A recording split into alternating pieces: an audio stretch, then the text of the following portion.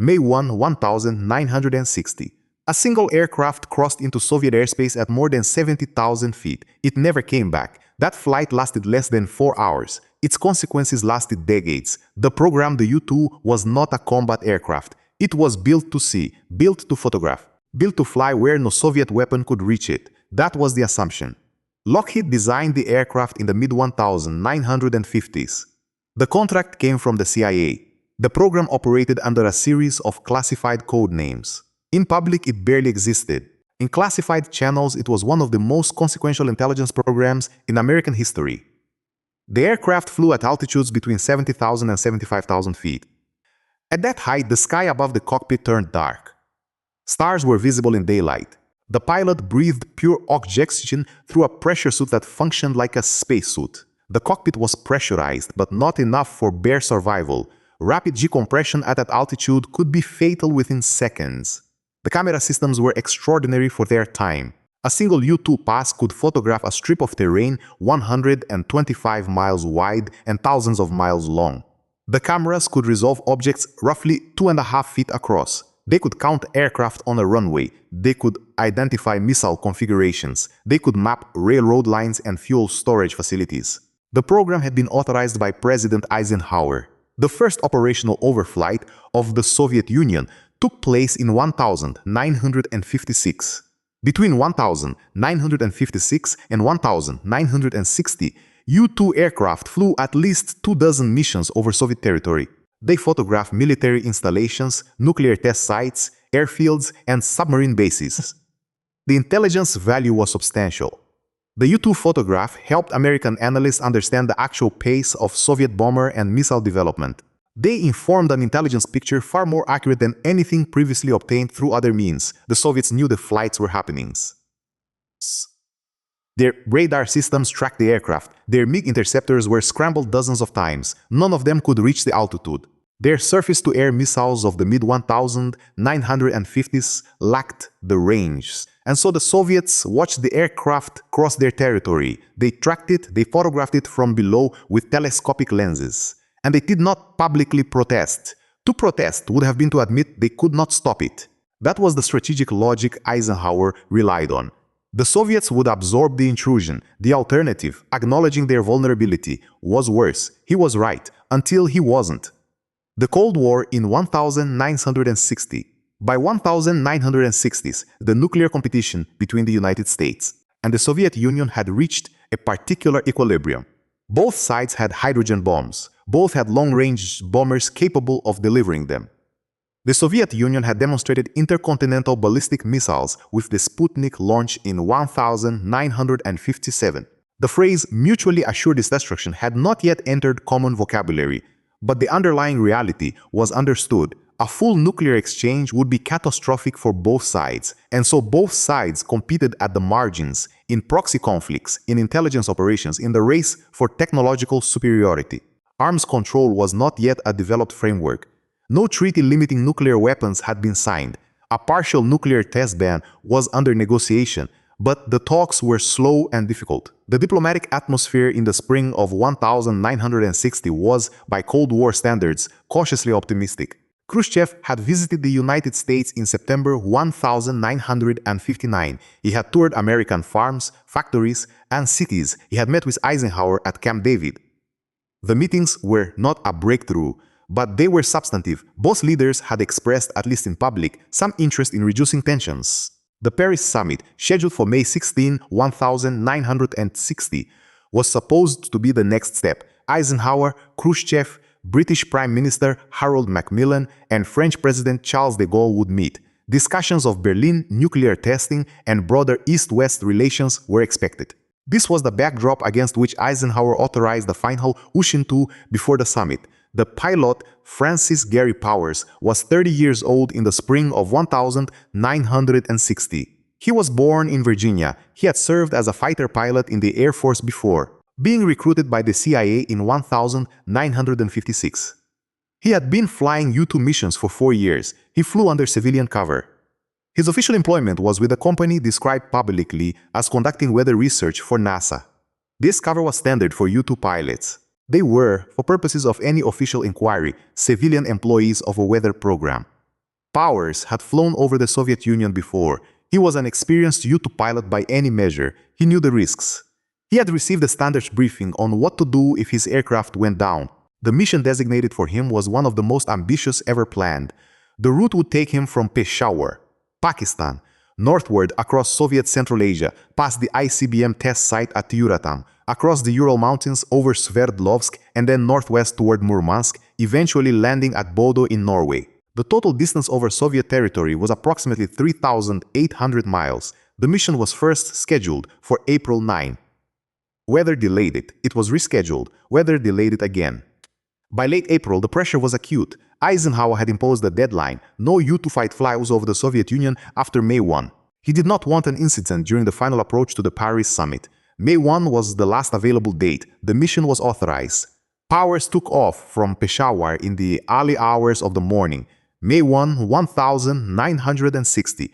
The aircraft crossed into Soviet territory at approximately 5:36 a.m. local time. Soviet radar stations began tracking it within minutes. The track was reported up the Soviet air defense chain. Fighter aircraft were scrambled at multiple points along the route.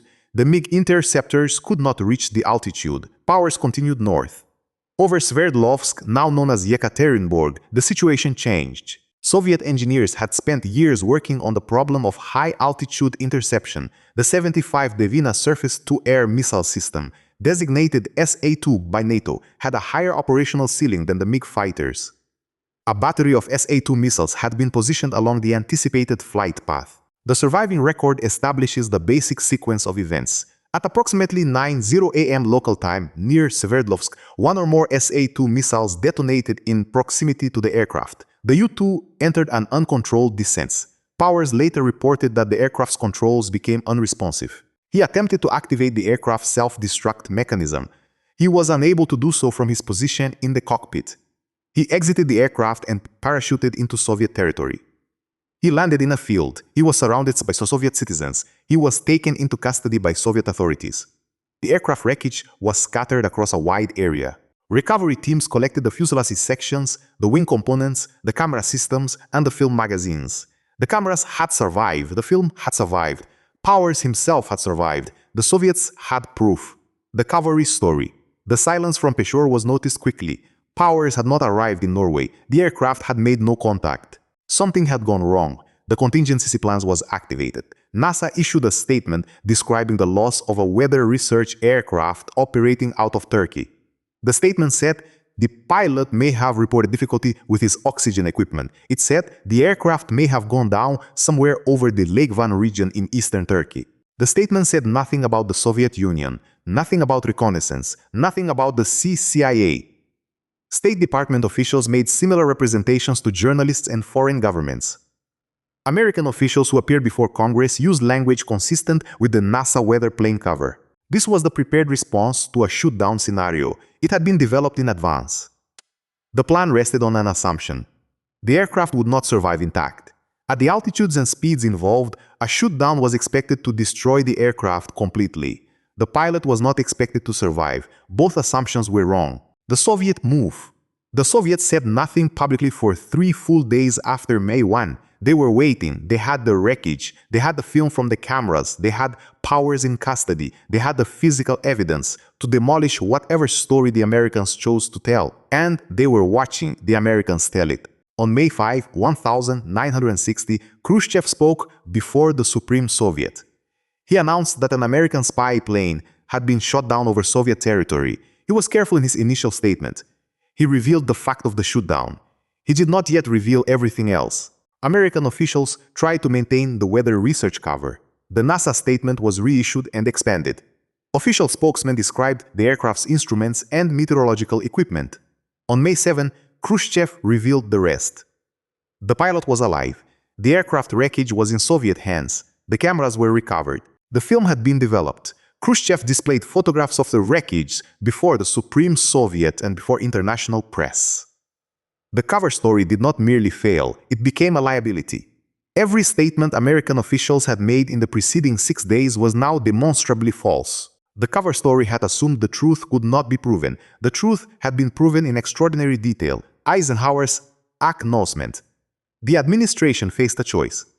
continue denying, which was no longer credible, or acknowledge. Secretary of State Christian Herter made an acknowledgement on May 9. The United States had conducted aerial surveillance over the Soviet Union. He described the flights as necessitated by Soviet secrecies about military capabilities. He did not offer an apology. On May 11, Eisenhower himself addressed the issue publicly. He confirmed that the reconnaissance flights had been taking place. He called them a distasteful but vital necessity. He said the Soviet Union's refusal to permit open inspection of its military forces had made such intelligence collection necessary. He did not claim the missions would stop permanently. He stated that the flights would not resume before the Paris summit. The public acknowledgement was without precedent. A sitting American president had confirmed a covert intelligence program, one that had operated in foreign airspace in violation of Soviet sovereignty. In a press statement, this was not the script either side had expected. Paris, May 1960. Khrushchev arrived in Paris on May 14. The summit was 2 days away. He outlined conditions before the meeting could proceed. Eisenhower would need to apologize for the U-2 flights. He would need to commit that such flights would never happen again. He would need to punish those responsible for ordering the missions. These were conditions Eisenhower could not meet without political humiliation at home. When the leaders assembled on May 16, Khrushchev spoke first. He presented his demands formally. Eisenhower stated that the flights had been suspended and would not resume during his presidency. He declined to apologize. He declined to punish anyone. Khrushchev declared that the summit could not proceed. He withdrew the Soviet delegation. He also withdrew a previous invitation for Eisenhower to visit the Soviet Union, planned for June. The summit was over. 4 leaders had traveled to Paris. They met once. They produced nothing. What the institutional record establishes, the U.S. Department of State Office of the Historian and the CIA's own Declassified materials document this sequence in considerable detail. What they establish is significant. First, the U-2 program operated with presidential authorization at all times. Each individual overflight of the Soviet Union required Eisenhower's personal approval. This was not a rogue operation. It was not a case of an agency exceeding its mandate. The president knew about the flights. He approved them one by one. Second, the cover story was prepared in advance as standard operational security. The NASA weather plane statement was not improvised in the aftermath. It was a contingency designed for the event of aircraft loss. It was designed for a scenario in which the aircraft did not survive. Third, American intelligence analysts had assessed that the Soviets would continue to absorb the intrusion without public protest. For 4 years, that assessment had proven correct. The Soviets had tracked the flights. They had scrambled as interceptors.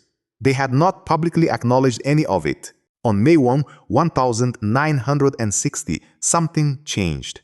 The SA-2 system had been improving. The battery positioned near Sverdlovsk may have been a more recent variant. The aircraft may have been at a slightly lower altitude at the critical moment.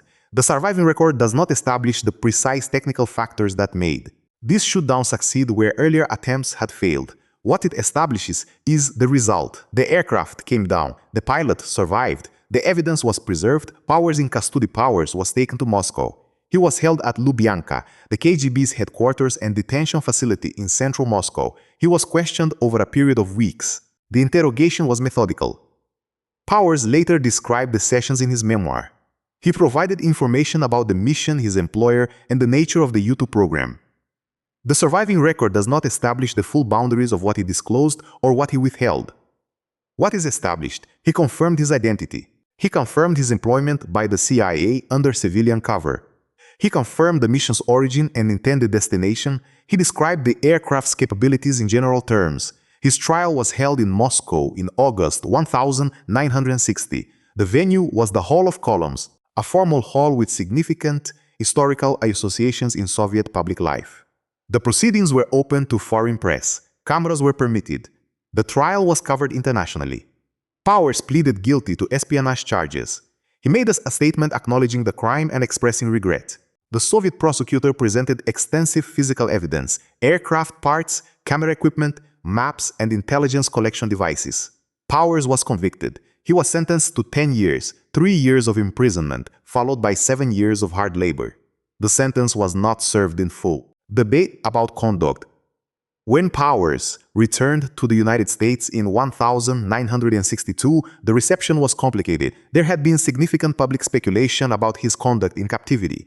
The U-2 pilots had received briefings on contingencies procedures. The aircraft carried a self-destruct mechanism, a charge designed to destroy the camera equipment and film. It required a time delay to arm. Powers later said he had not been able to activate it before exiting the aircraft. The pilots also carried what was described as a suicide pin, a hollow silver dollar containing a pin coated with saxitoxin, a fast-acting toxin. The device was provided as an option for pilots who chose to avoid capture and interrogation. It was explicitly an option. It was not a requirement. Powers did not use it. He survived. He was captured. He cooperated to a degree with his captors. The CIA conducted an extensive debriefing following his return. The agency's assessment was that Powers had not disclosed information that compromised other intelligence operations or personnel. The 1962 Senate Armed Services Committee investigation reached a similar conclusion. It found that Powers had performed in a manner consistent with his obligations as an American. He was not charged. He was not disciplined. But the questions followed him. He had survived when the operational plan assumed he would not. That survival and what came with it remained a subject of discussion for years. The bridge at Glienicke. On February 1962, Francis Gary Powers stood at the Glienicke Bridge in Berlin. The bridge spans the Havel River. At the time, it divided West Berlin from East Germany. It was a natural exchange point, a seam between two systems that shared geography but nothing else. Rudolf Abel stood on the other side. Abel's real name was William Genrikhovich Fischer. He was a Soviet intelligence officer who had operated in the United States under deep cover since the late 1940s. He was exposed through a defector tip and arrested in 1957. His trial attracted significant attention. The American lawyer who represented him, James Donovan, argued that Abel should not receive the death penalty, in part because he might someday be useful for an exchange. The judge agreed. Abel received 30 years. Donovan later negotiated the exchange. It took nearly a year of back-channel contact through intermediaries in East Germany and the Soviet Union. The terms were straightforward. Powers for Abel. On the bridge, both men walked. They crossed at approximately the same moment. Powers reached the western checkpoint. Abel reached the eastern checkpoint. The exchange was complete. Powers was debriefed over several weeks. He was offered reinstatement with the CIA. He chose not to continue in government service long. He later worked as a test pilot and as a helicopter traffic reporter in Los Angeles. He died on August 1, 1977, when his helicopter crashed near Van Nuys. He was 47 years old. What Paris represented, it is worth considering what the summit might have produced. The surviving record does not establish that Paris would have generated a formal treaty or a dramatic breakthrough. Summits rarely do. Diplomatic progress at that level tends to be incremental. Agreements are usually worked out at lower levels before leaders sign them. What Paris represented was a channel. A structured moment when the leaders of the two most powerful nuclear states would sit across a table and communicate directly with their foreign ministers present and their allies watching. Khrushchev and Eisenhower had developed, at Camp David in September 1959, what both men described as a working relationship. They disagreed profoundly on most substantive issues, but they had managed to speak with some directness. The atmosphere, while not warm, was functional. A nuclear test ban was under discussion. Progress on Berlin, a point of acute tension, was at least theoretically possible. The two sides had no formal crisis communication channel. The hotline that would later connect Washington and Moscow did not exist yet. The U-2 incident foreclosed these possibilities for the remainder of Eisenhower's presidency. By the time Kennedy took office in January 1961, the diplomatic atmosphere had cooled substantially. The Bay of Pigs disaster in April 1961 cooled it further. The Vienna summit between Kennedy and Khrushchev in June 1961 went badly. The Berlin crisis escalated through the summer, ending with the construction of the wall. Whether Paris would have changed any of this trajectory is a question the historical record cannot definitively answer. But the sequence is worth noting. One flight, one shootdown. A decade of heightened tension followed. The structural tension, the U-2 incident, illuminated something that was not unique to 1960. Intelligence collection and diplomatic engagement operate on different logics. Intelligence collection is premised on secrecy. It depends on plausible deniability. Diplomatic engagement, in its formal dimensions, requires some baseline of official credibility. Governments must be able to state positions that other governments can treat as genuine. These two requirements pull in opposite directions. Intelligence operations that succeed produce information that informs diplomacy. Intelligence operations that fail produce incidents that damage diplomacy. The failure mode is public exposure, which is precisely what disrupts the diplomatic environment most severely. Eisenhower understood this tension. He authorized the U-2 flights anyway. He judged the intelligence value outweighed the diplomatic risk. For 4 years, that judgment proved correct. The Soviets absorbed the intrusion. The intelligence flowed. The diplomatic channel remained open. On May 1, 1960, the balance shifted. The cover story was the instrument designed to manage exposure. It assumed the evidence would not survive. The evidence survived, and the gap between the cover story and the documented reality was not a gap. It was a chasm, visible to anyone who read a newspaper. That gap doused the cover story. The destroyed cover story became the diplomatic incident. The diplomatic incident ended the summit. The chain is direct, and it contains a lesson that has repeated itself in different forms across the decades that followed. What changed afterward? The U-2 program did not end with mission 4154. The aircraft continued to fly in different configurations and from different locations. But the era of manned overflights of the Soviet Union's interior had effectively ended. Satellite reconnaissance, which had been developing in parallel, accelerated in importance. The Corona satellite program had its first successful film recovery in August 1960. 3 months after the power shut down, the photographs were initially lower resolution than U-2 imagery, but the capability improved rapidly. By the mid-1960s, reconnaissance satellites had become the primary platform for strategic intelligence collection over the Soviet Union. The U-2's role in the Cuban Missile Crisis is significant in this context. In October 1962, U-2 aircraft flying over Cuba photographed the construction of Soviet medium-range and intermediate-range ballistic missile sites. Those photographs, taken on October 14, 1962, provided the Kennedy administration with precise, verifiable intelligence. The evidence was incontrovertible. The deliberations were informed by specific, documented facts rather than inference and estimate. That aircraft type had once disrupted a summit. It later provided intelligence during a far more dangerous Cold War confrontation. That is not an irony. It offers a reminder. Any intelligence tool's value is inseparable from the context of its use and the decisions made around it. The Eisenhower record Dwight Eisenhower left office in January 1961. In his farewell address, he warned of the military-industrial complex. It is his most quoted statement. Less quoted is his attitude toward the U-2 incident itself. Eisenhower did not express regret about the intelligence program. He had approved the missions. He believed the United States needed the information. He believed the risk was acceptable. What he did express in subsequent accounts was frustration with how the incident was handled after the shutdown. The cover story, the sequential revelations, the public acknowledgement, these had placed the United States in the worst possible position. The response to its exposure, this is not a minor distinction. It reflects a judgment that remains relevant. The existence of intelligence operations is one thing. The management of their exposure is another.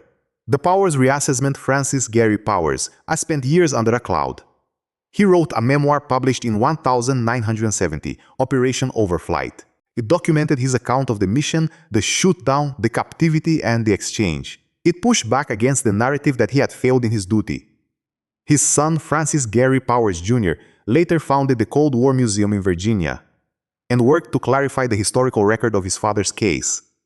In 2012, the Air Force posthumously awarded Powers the Silver Star, the Prisoner of War Medal, and other military decorations. The citation acknowledged his conduct during captivity as consistent with his duty. The record is more complete now than it was in 1962. What it shows is a man placed in an impossible situation. He was flying a mission authorized by his government. He was shot down by a weapon his aircraft was supposed to outrun. He survived when the operational plan assumed he would not. He came home because two governments decided 18 months later that an exchange served their interests. The aircraft wreckage recovered by the Soviets is in a museum in Moscow.